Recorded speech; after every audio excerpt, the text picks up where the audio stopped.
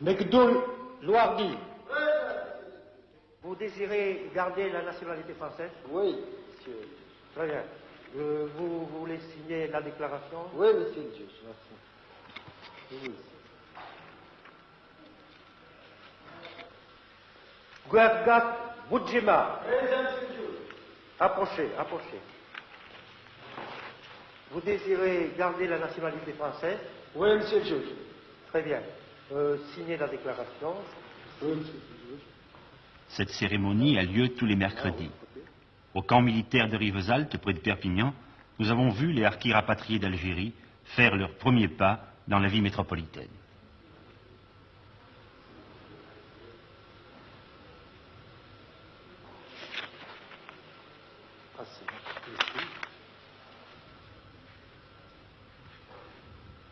C'est long, 2 signatures.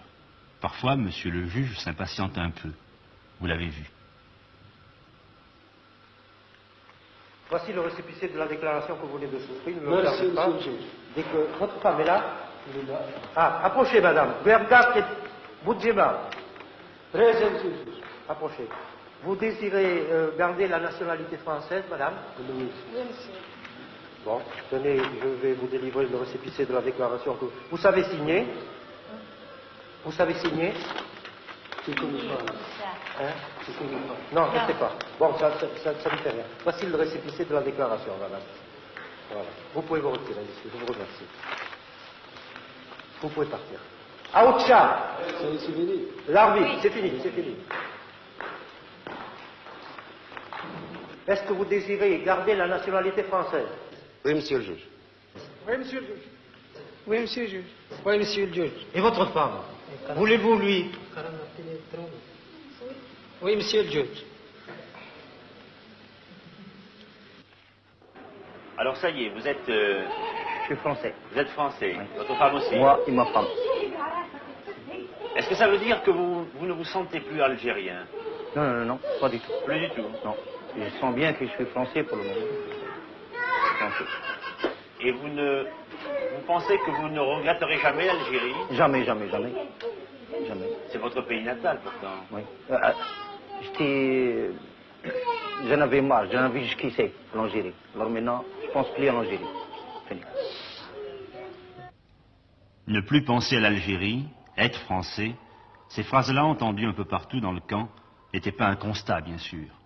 Seulement un souhait exprimé au présent dans l'espoir qu'il se réalisera plus vite. Le temps qu'il y faudra, c'est le problème actuel des anciens harkis. Et c'est aussi notre problème, puisque nous les avons pris en charge. Le camp, mis sur pied et dirigé par les militaires, a d'abord comme rôle de recevoir et d'héberger les familles de harkis.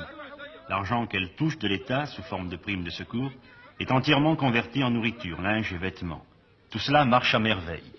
Mais il faut aussi les préparer à la vie qui les attend en France. Aux hommes, on fait suivre des cours de préformation professionnelle, bâtiments et métaux, et aussi des classes d'IVM, initiation à la vie métropolitaine. J'arriverai demain en gare de Perpignan à midi. Viens me chercher avec un taxi. Voyez, on va essayer d'écourter le texte. Parce que plus il y a de mots, plus le télégramme est cher. Hein? Alors, là-dedans, on va enlever les mots inutiles.